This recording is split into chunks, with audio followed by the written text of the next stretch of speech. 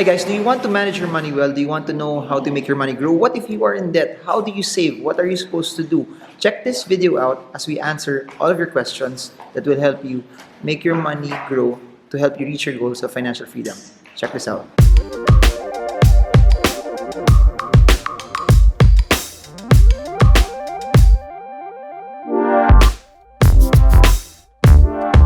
Hi guys, I'm Pearl Gonzalez from IMoney Philippines.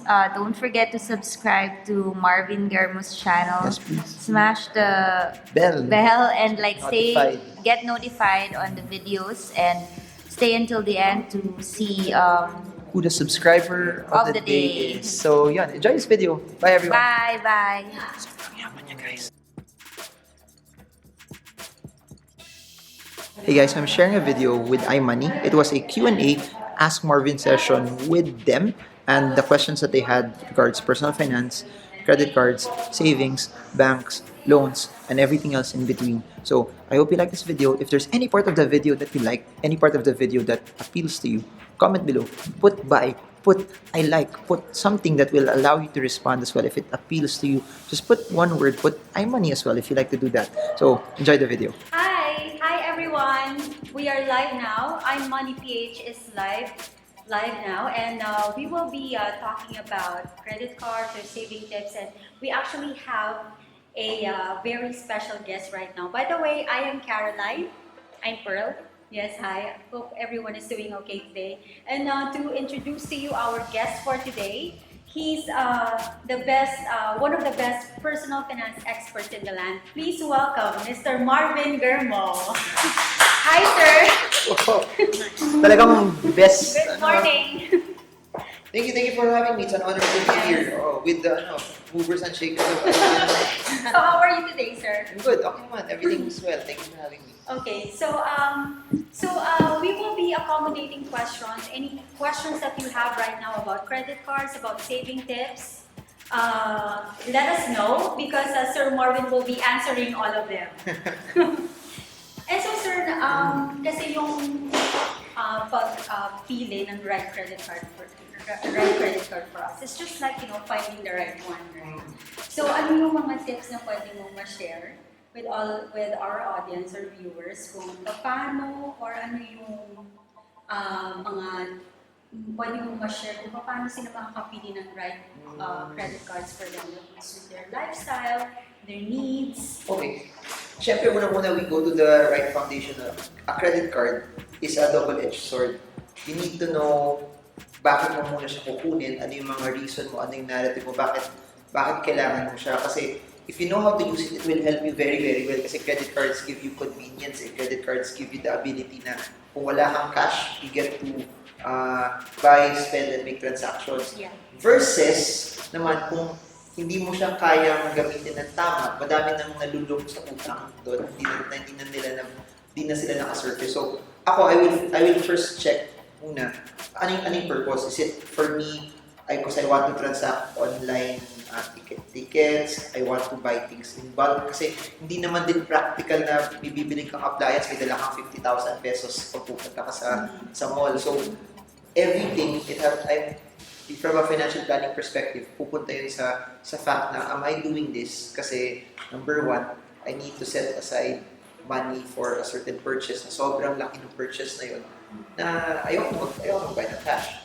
Or for a lot of people also, it's practical na airline tickets, hindi naman ganun kadali mag-book, especially pag overseas ka or hindi ganun kadami yung ticket counters. Alam nga naman nasa malayong island ka, pupunta ka pa sa isa pang city para lang mag-open, para lang kumuha ng ticket. So, since everything now is online, the use of credit cards has made it easy for a lot of people. So, I will before setting anything else, I will have to check anong kailangan ko, anong criteria ko kung bakit ko siya gagamitin. Especially now also, may mga there are things that you can buy on installment. Yeah. That if kaya mo naman siyang bilhin, may budget ka for it. For example, I want to buy something worth 20,000. I know I have the 20,000 right now. So what I will do is, pwede ko pala siya installment 1,500 or 2,000 pesos a month for 1 year. So I'll pay it in installment using my credit card so that yung 11 months, pwede pang kumita yung pera ko sa bangko while waiting. So it depends on your style. And ako, style ko, So do you, sir, keep several credit cards for several purposes? Like one for travel, one for gas, one for grocery? Do you like somehow manage your finances based on that? well, totoo yun. No? I manage my finances on credit cards because it's easy for me to track everything. To monitor. So, everything is there. Kasi before, but until now, I still do it naman. Pag cash purchases, sinusulat ko talaga. When I was starting out, every day yun, may notepad ako. Every expense nakasulat. Every expense sinusulat ko. Pag uwi ko sa bahay, linilipat ko sa Excel file para alam ko magkano yung lumalabas. Then, when I started using more credit cards naman, it became easy for me kasi everything is listed. Tapos, ganun din, every month, I transfer it to my Excel to see na kung yung ginagastos ko sa credit card bumabangga sa budget ko. Yeah. Oo. So, broad ways, you were asking when is it practical to have more than one credit card. Number one is, kung meron kang one for your personal expense, then another for your business expense also. Or another one is meron credit card for pag nasa Pilipinas ka, then When another you're one traveling. when you're traveling, especially yung kung mas maganda yung rates naman na nakukuha mo Yes. doon. And then yun, sa akin, since I've been traveling more the past few years, I like the credit cards that give me good points. Okay. Sa airlines also. Airlines. So yun yung parang, I think number one parameter ko na yung points na ba to sulit kasi later on I can also transfer it. So ngayon, instead of credit cards being a burden, nakakatulong siya sa akin kasi it allows me to get more points also for future travels. So in terms of like you've been doing some financial talks, seminars, and all that, meeting people from all walks of life. What are the common like misconceptions on like having a credit card? What other people like you're surprised that they don't know about credit card? Ano siya, no? Anything that's extreme becomes a bit dangerous. That's why, for example, there are some people that think this side, sobrang pangit ng credit card, meron naman sobrang extreme na, ay, hindi, laki ng credit limit ko, pwede kong gamitin yun. So, nangyayari is, if you think extreme, that's where you will have mistakes. Like, they think na masama yung credit card, di siya makakatulong sa'yo. Where in fact, it's a tool. Please remember this, a credit card is a tool. It's something that, if you know how to manage it properly, makakatulong sa'yo. And the misconception there is this, na hindi na lang mag-credit card kasi malululong lang ako sa utang. If they know how to handle it, it's more about how they handle their finances. Because if they know how to handle their finances, kahit cash sila or credit card sila, hindi sila magkaka-problem. Pero, kung hindi sila marunong humawak sa finances nila, kahit cash gamitin nila, mauubos at mauubos yun. So it's more of, the reason why they're doing it, it's also more, ano yung context kung bakit sila nagki-credit card as well. So para sa akin, it's more important that ayusin muna nila yung finances nila, ayusin nila how they handle their finances before they have any of the misconceptions towards credit card. On the flip side naman, people think also that 1 million yung credit limit ko, 500,000 yung credit limit ko, parang they think na yun yung bank account ko na I can consume all of that in one go. So they also have to think na may 500,000 credit limit ko. Hindi sa'yo yan. Pinahiram lang sa'yo, kailangan mo pa rin bayaran. People think na, wow, kahit di ko ito bayaran kagad, okay lang. And then doon sila nalululong kasi they have credit card A, B, C na hindi nila binabayaran. Tapos later on, may naniningil na sa kanila. So they always have to realize that the credit limit is an amount that they still have to pay. And it's also an amount na no matter how big it is, hindi sa kanila yun. Potential lang yun that they can use na kailangan nila bayaran later. So ideally, sir, ilang credit card ba ang dapat meron ng isang tao? I think there's no ideal set, no. It will be dependent on ano yung lifestyle mo. It will be dependent also kung ano yung gastos mo. Kasi for example, there can be a credit card na may extension yung family members mo para matrack mo lahat ng mga expenses mong pamilya. Then, on the other side also, there can be another credit card naman na for your personal expenses that you transact with na sa'yo lang. Or there could be another one for business and there could be another one for travel. Whereas, hindi mo naman gagamitin yung lahat sabay-sabay. Depende lang yun dun sa usage mo talaga. Yeah. Yung ano lang din, yung trick lang din is this. The more you put also, minsan, it becomes harder to manage naman also. Kasi pag sobrang dami, ibig sabihin nun, madami kang kailangan tandaan na dates every month kung kailan mo siya kailangan Cut bayaran. off. Cut off. Okay. Oo. Then, aside from that, kung iba-ibang bank yun, you have to also handle different transactions sa pagbayad. So, there has to be a kayo makakalam nun kung anong sweet spot ninyo na ito lang yung number na kailangan ko. Pero I would say, having two is somehow okay lang as long as kaya nilang bayaran ng tama. Yung nagiging problem ng iba is, hala, na-max out ko na to, I'll use the next one, then I'll use the next one, then I'll use the next one. Again, credit card is a tool. If it's used properly and used with the right foundation and finances, it will help you. Especially if you travel a lot. Kasi if you travel a lot, di mo kailangan dala ng cash eh. Yung convenience na paano kung mawala yung wallet mo, nandun lahat ng pera ko, wala na. Or what if, ganun din, yung may limit lang naman na pwede tayong ilabas sa country also na pera. Whereas just using one credit card, it allows you to transact anywhere, anytime. And yun, I forgot to mention this, you were talking about yung uses niya.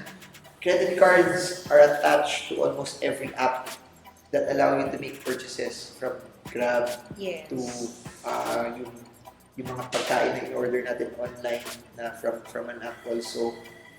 Credit cards din yun. So, for me, it's easier also to, ganun. Minsan, may time na naiwan ko wallet ko, pero I was able to do a lot of things because everything was attached to my phone via credit card as well. Yeah. Security. Yeah. Very important. So, sir, paano mo, anong pwede mo maging advice para makontrol yung spending habits nila using their credit cards? Kasi, lalo na, pag halimbawa you're maintaining one or more than one credit cards, nandun talaga yung temptation or yung andun talaga yung impulse mo to buy anything na kahit hindi mo kailangan. Kasi nga, meron kang credit card. So, anong pwede mo maging advice sa mga tao na they're always tempted to use their credit cards kahit hindi naman nila talaga kailangan? Okay, this is what I did, no? This is my practice ever since. And mas makaka-share ako kwento yung ginagawa ko sa wife ko. Kasi me and my wife, total opposites when it comes to the way we budget and do our money. Kasi ako sobrang, we were talking earlier, no? When I was starting out, I would literally save as much as I can. I was doing a lot of side businesses. Lahat ng side businesses na yun, 70% of that I would save, I would create a budget. So, how do you prevent yourself from overspending? You need to put a budget. So, ginagawa ko sa wife ko. My wife has a, tawag ko, lifestyle allowance. So, yung lifestyle allowance nun, she can buy clothes or whatever she wants dun sa allowance na yun. The key lang is to create a budget because a budget is you putting a name to every peso. A budget is ito yung pera ko pang kape. Kasi yun naman, baliktad naman yung mga tao, they demonize yung paggastos na huwag ka na magkape kasi mahal yan, huwag ka na manood na sine, huwag ka na magpaspaw, yung pagkupit mo ng kuko, huwag na sa labas, mahal yan, ikaw na lang magkupit ng sarili mong kuko. That's extreme naman. What a budget does is, ito yung budget ko sa kape, kunyari 1,000 pesos a month, ito budget ko sa clothes, sabihin natin 3,000 pesos a month, ito budget ko sa eating out. Ano mangyayari yun? Hindi ako lalabas sa budget ko. Pag na-consume ko na yung budget ko na yun, next month ulit ako magkakape. So, tama naman yan, may discipline pa rin required, pero spending is emotional eh. Yep. Na parang pag may nakita ka sa mall na sale, you get, parang, mura na to, diba? Parang ganun. Pero if you have a budget, may babalikan kayo, kailangan nakasulat talaga. It has to be written down. I don't care if it's an app. I don't care if it's something na nakasulat sa notepad mo. I don't care if it's something na nasa Excel mo. Pero nakasulat lahat siya doon. Pag nakasulat lahat siya, may sale, di ka matitempt. Di ka matitempt to proceed. Di ka matitempt to spend because may budget. Ito pa. People will always say, it's better to buy something on sale at 50% off. Yes? No, if you don't need it. Yun. So, the way my mentality is, I'd rather buy something 100% the price na pasok sa budget ko, even using a credit card, versus buying something that's 50% off na wala na sa budget ko. So, ganun. Or you don't even like it, but you're sort of buying it because Kasi, of the kasi discount. sale siya. And then, ano pa, yung nagiging problem ng tao pag may sale is, totoo, nagiging 50% off, pero they buy 2 or they buy 3 and they end up Buying spending more. Yeah. Just because it's sale. Kasi yung feeling na, sayang naman kasi baka hindi na to ganitong presyo. And pag may budget ka, ay, makakabili ako niyan, pero isa lang. So, yun. I set a budget. It's something that's so simple, but not everyone would do. Na I've met so many people and across the board to, from people who are starting out to celebrities. People who are starting out, maliit yung sweldo. People who are celebrities, malaki yung sweldo. Pero if they don't know what's coming in, they don't know what's coming out. A budget is you knowing magkano pumapasok, magkano lumalabas. If you don't know what's coming in and what's going out, no matter how big yung salary mo, no matter how big your business is, you will end up 50, 60 years old na walang pera if you don't know, if you can't write it down. So, Okay, I'll be reading a question for you, sir. It's my from income, it's not this one. Rina Burgos Ballesteros. Ang question niya is, I have 5 cards right now. How do I manage? Wow, 5 cards. Okay. Do you think I should close some? And I'm having a hard time managing the due dates. Yun, that's what we talked about that kanina, no?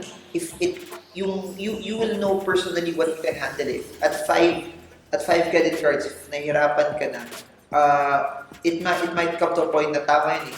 Not just due dates, but yung amount of time that you are spending do sa transactions mo to pay for them. Kasi syempre kung over the counter, bigyan mo 5 bangko yung pupuntahan mo to pay for it also. Or pag online transfer yun, pwede, it becomes easier. So, ako, you will be the one who will be able to answer it. Ano yung amount, ano yung threshold na kaya mo? Ano yung amount, ano yung threshold that on a regular basis you can follow. Because I've seen people na may 5 credit cards, they can handle it well naman. I've seen people na isa lang yung credit card, hindi nila na-meet yung due date. So, it's more of how you manage your finances. It's more of how you set the time to really sit down and then ako gagawin ko. Kung 5 yun, naka-alarm na yan sa phone ko, nasa calendar ko na yan. Na When is the cut-off? cut When off is and the... It's always a matter of discipline. So let's take it to the extreme and like given the follow-up question on that specific scenario. Let's say you have 5 cards and most of it are already maxed out. So how would you then manage the payments and lowering your debts and lowering the interest charges that you're paying off on a monthly basis? So context also, kung maxed out yan, na hindi mo siya kayang bayaran, that's where you have a problem. If it's maxed out and then the next month kaya mo siyang bayaran, ay okay lang yun, meaning sinasagad mo lang lagi yung, kasi I have friends ganito ginagawa nila. Kunyari, SNR landers, di ba may mga 50% off sila? They would buy a lot massively kasi naka-stock na for certain period of time, pero kaya nilang bayaran. Okay yun. However, if it's maxed out, and then hindi mo pala siya kayang bayaran, You pay the minimum amount due. that's where you will incur larger amount of interest. So are you asking how can they Like if low- you were in that situation already, then you have like 5 cards and you're just paying off the minimum amount due month on month. So what like advice or strategy that they might do so para to lower the interest. interest and to manage it, Okay, or eventually to Or- settle yeah. it completely and be able to just really maximize your income Or on a is it monthly already a hopeless basis. case? Hindi naman, there's no hopeless case. Kahit love life, no matter how hopeless, you still fight eh. Totoo yun, if you just pay the minimum, it becomes harder kasi yung interest nun becomes very, very big. So you have to realize, first things first, you have to realize what season you are in. If you're at a season of your life na talagang you really want to get out of that credit card debt, una mong gagawin, sisimplihan ko muna buhay ko. There will be some things na kong ginagastos na para mabayaran yung credit card debt na to, hindi ko muna gagawin. So, doon pumapasok na yung sabi ko kanina na tingin ng tao masyadong extreme. Kung may lubog ako sa utang, di muna ako magkakape sa labas, di muna ako kakain masyado sa labas, magbabaon muna ako. And for me to be able to pay off that debt faster. Yung mga ibang bagay sa bahay na hindi ko kailangan bibenta ko. Kasi bakit? Yung bagay na yan, nandun, it's not giving me cash. Habang nandun siya, nagde-depreciate pa siya in value. I'm not getting anything off of it. So instead na natutulog lang siya, the things that I don't need, wag lang yung mother-in-law nyo. Don't sell your mother-in-law. But everything else na hindi nyo kailangan, sell it already.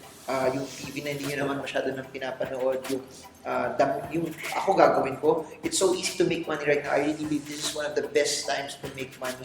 Yung mga ibang items, bibenta ko sa carousel. I'll sell them as second-hand stuff. Or popost ko nga lang siya sa Facebook. I'll start selling all of them boom in one go. So Instagram, Facebook, I'll sell all of my stuff second-hand and then ganun lang siya. Paano pag wala naman siyang mabenta?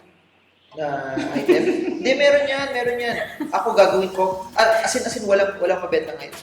Walang mabentang item. Yeah. Meron yan, you will find out na madami kang damit na hindi mo na ginagamit, na hindi mo na binibenta. Gamit mo ng credit card mo. May gadget ka na hindi mo naman talaga ginagamit, you can start selling that. Or yung some accessories that yung watches. So, if you paglubog ka sa utang, this is a time in your life na kailangan mo simplihan lang yung buhay mo until it comes to a point where you, I don't know, mabayaran lahat ng utang. Once nabayaran mo lahat ng utang mo, that's where you start buying again. Pero kung hindi, yung mentality ko lagi is yung item na to walang pumapasok. It does not generate anything for me. Yung interest ng credit card ng utang ko, ang laki nung paglaki nun. Next thing na gagawin, kung may pera ako sa bangko, I'll use my savings, I'll pay off the debt. Ganun ko siya gagawin. Kasi yung interest that you pay, 42% a year sa credit card if you pay the minimum, versus yung kinikita mong 0.20% sa bangko, para talo ka, 0.20%, 42%. If you want to get off the debt, take out the money here na hindi naman talaga kumikita and pay that. Siguro last tip. How about getting a personal loan or like consolidating your debts, and how can a personal loan work there? That works also. That works kasi instead of paying this large amount of interest, you consolidate it. It's in one loan also. Tapos mas mababa yung interest. That will work very, very well.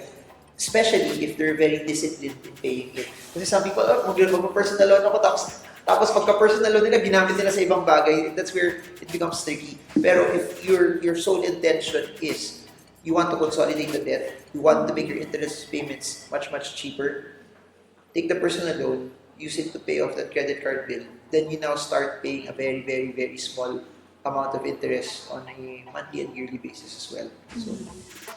So tama, for people who want to go with that strategy, that works. Going back, sir, to choosing the right credit card for you. So, nakagamit ka na ba ng mga comparison website when it comes to choosing the right credit card? Okay. You had your experience. Oh, see, yeah. Oh, Yeah. IMoney. Ito lang talaga, sir, hinihintay naman. IMoney. Oh. So what can you say about that?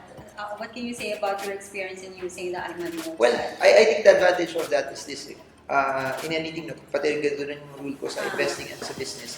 You always come in knowing all of the pros and the cons, the X and the O's also of it. So, anytime you start investing, anytime you do something, before you either make the purchase or you sign up into the form, knowing all of the details allows you to already know, this is something that's advantageous for me. So, what I like about that is makita mo yung interest rates per card, makikita mo yung advantage na yung pros and cons. Kasi, katulad sa investments, yung credit cards, it's not a one-size-fits-all strategy. This one credit card is not the best credit card for everyone. So, having the data here, having all of the information relating to that credit card, it makes me decide better. And in any investment decision that you make, it's all about data, it's all about information. Then, with all of this data, I get to process it and then I get to decide properly. So, I think it's a good step forward, especially for Filipinos who, I really believe using credit card is a tool, and if they use it properly and they analyze it properly, especially using iMoney, then sila, that's something that will give them a good advantage. Kasi, instead na ino-offeran sila ng something hindi nila kailangan, they now get to see, ito yung kailangan ko, ano yung hanapin nila, yun yung hanapin nila. Ano yun, nakalista lang. Tama, and it's being transparent. Talagang parang naghahanap ka lang yung the right one for you, di ba? Kasi nakikita mo na lahat-lahat, nakikilala mo na, di ba? Yeah. So yeah, that's what I think, no, in anything that they should do before they decide on something, they really need to do the research, and what you guys are doing sa iMoney allows them also to make the right research, do the proper due diligence before they start something, before they start doing something, and for me, that will prevent them from having a lot of mistakes later on. Especially, syempre, we all know na pera ng tao yan eh. So, pinaghirapan din nila. So, before you do anything, it's nice that pinag-aaralan nila. Paano naman sir sa wala pang credit card, when do you think is the right time for a person to have a credit card? Well, syempre, di ba, may certain portions of credit card naman na it's also up to their level of earning also that will determine them getting a credit card. So, of course, kung papasa naman sila sa requirements that the credit card company will set for them to have a credit card, by all means, apply. Pero also, they have to, kung simple lang, as long as they know how to budget their money, they need to know na hindi sila lalampas doon sa, kunyari, credit limit nila, for example, credit limit nila 100,000, kita nila 70,000.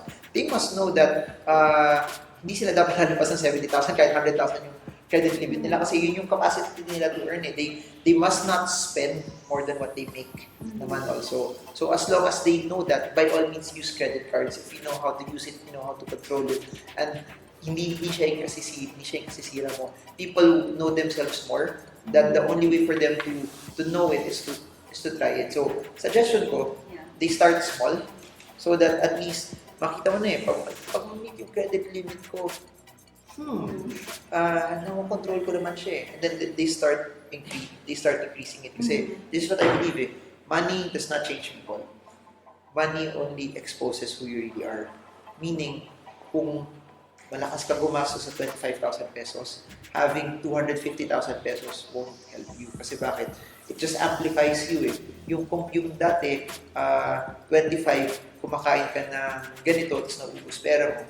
Having 250 means that probably kakain ka pa rin, pero mas mahal na. You end up not saving money, and that's a reality. I've seen that over and over and over, na mas madami pa nga ako nakita na nasira ang buhay nila, nung lumaki pera nila. Whereas nung mas maliit pa yun, kasi naunahan ng luho yung lifestyle nila. So, how do you know you should have a credit card? As long as you can control your spending, as long as you know that you are earning more than what you're spending, as long as you have a budget, as long as you can faithfully track it na kaya mong sundan yung expenses mo, as long as you can faithfully also list yung gastos mo. Kasi ginagawa ko sa budget ko is this. Lalabas yung credit card. So, sobrang convenient kasi ng credit card eh. Bili mo yung gas, naka-automatic na nakalista na doon. So, I'll just babagay ko lang magkano yung ginastos sa isang buwan. 7,000. Budget ko 10. Papasok ako. Tapos may gas rebate pa. May gas rebate ka pa. Plus, yung convenience yun ay use yung sa tollgate, yung automatic na de-debit sa card. Yung convenience na I don't have to go to 7-Eleven to reload my card. Sobrang dali yun eh.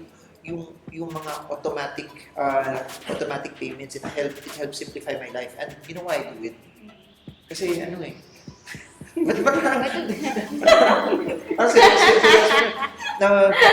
Nasa starstruck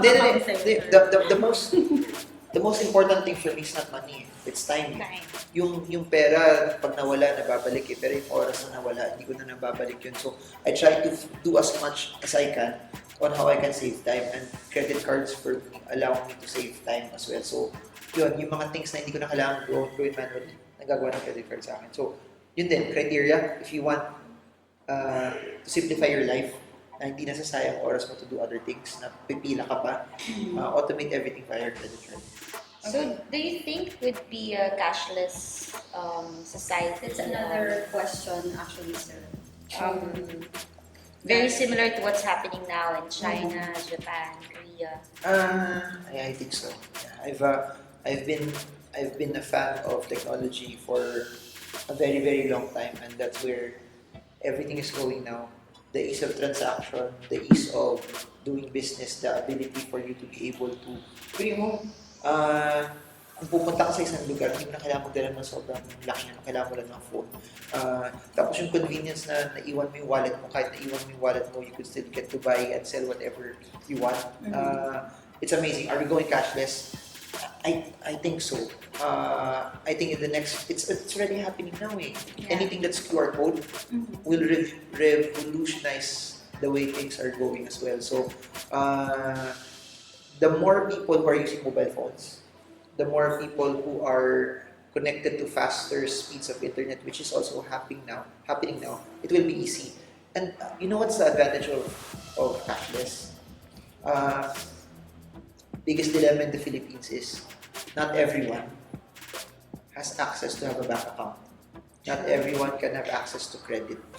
But because they have an app on their phone that gives them debit/credit card-like functions, suddenly, yung taong na nahihiya magpunta sa bank kasi wala silang bank account, suddenly they can now purchase online kasi it's from their phone already. And I think that will be a game changer for everyone.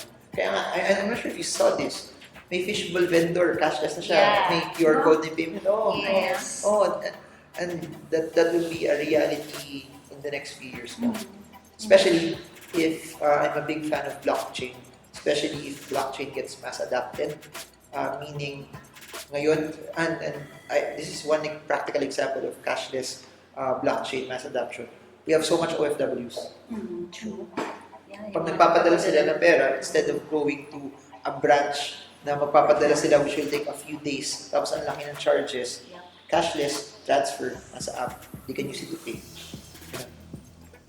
And they can control the time as well. Well, another question, sir. What's Sige the lang. best budget technique when you have fixed monthly expenses? Okay. Credit cards, amortization, fixed auto-save for insurance premiums, and new idea. Okay. Syempre, technique there is, regardless if you're using an app, regardless if you're writing it down on a piece of paper or nasa Excel. Ako, wala mo, paano ako nababudget? Excel pa rin ba? Excel, old school ako. Excel pa rin. Nasa Excel pa rin ako. Regardless of what you use, what's very important is this. Kung may fixed yan, lilista ko muna lahat ng mga needs ko. Ano yung mga needs sa lahat ng expenses ko? Like sabi mo, fixed. Siyempre, fixed dyan Meralco, fixed dyan yung tubig, fixed dyan yung phone bill, fixed dyan yung broadband. Nag-iba na nga eh. Dati, 10 years ago, yung broadband di yan need eh. Ngayon, it's now shifting into something that's a need also. Landlines no longer need. Oh, yun, landline. Broadband na yung... Ito pa, true story. Nag-ring yung landline sa bahay namin. Natakot ako kasi sabi ko, wala may number namin. Kasi tumayo yung balay ko. Sabi ko, parang nangyari sa patay. Sino to? Wrong number. So, yun. After that, they list all of their needs na fixed cost. So, kasi yun yung una nilang kailangan bayaran on a monthly basis eh. They need to pay for those needs first. After paying for those needs, next ko lalagay yung ibang needs also that don't happen on a regular basis or on a monthly basis. Sample, tuition fee ng anak mo. Hindi siya monthly, pero alam mo, nag-aaral siya. So, dadating yung point na next year, may matriculate or next quarter may matriculate. I will have to allot it also. So, for example, tuition fee niya 30,000. The simplest way for them na hindi sila masashock every time na may tuition is yung 30,000 na yun, divide ko by 12. Or yung kung 100,000 yung tuition nila, yung 100,000 divide ko by 12, then lalagay ko na rin sa budget yun. Kasi, ano siya eh, it's a fixed cost eh, whether we like it or not. Kung gusto mo pag-aralin yung anak mo, you have to pay the tuition fee.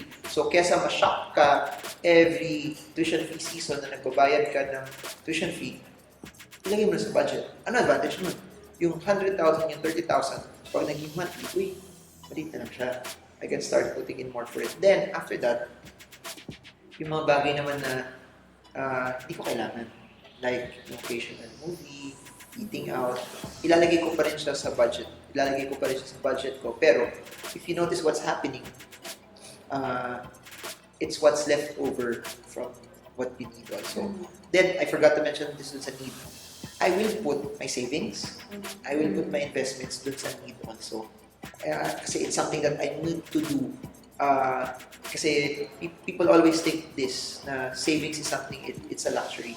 Savings should not be a luxury. It's something that you should need to do right here, right now. Para for example, you're 30 years old.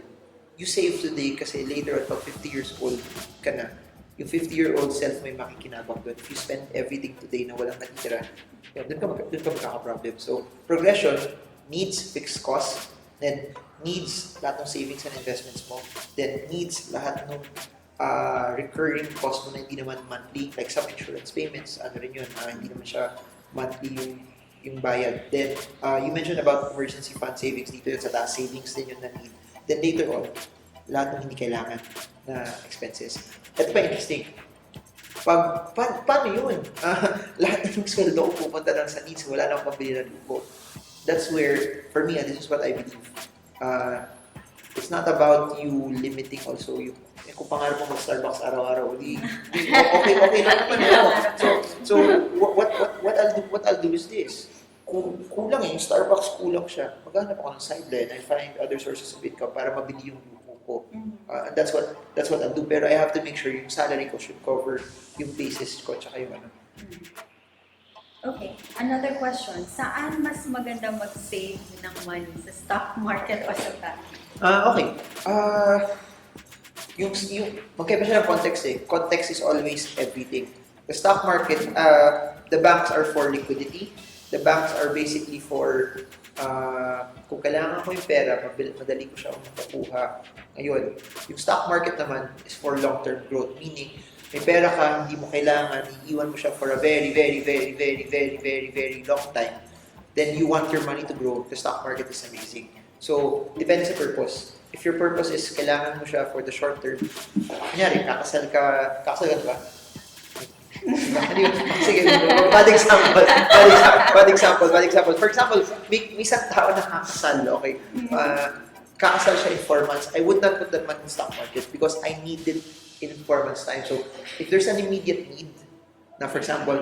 So, is it then ideal for that person to apply or to get a personal loan? Because just to add to that, there are a lot of Filipinos and consumers who visits the IMoney website, and when we ask them the purpose of why they're getting a personal loan, they're getting it for an occasion, travel, a wedding. So, is that something that you advise for people to apply for a personal loan for that specific purpose?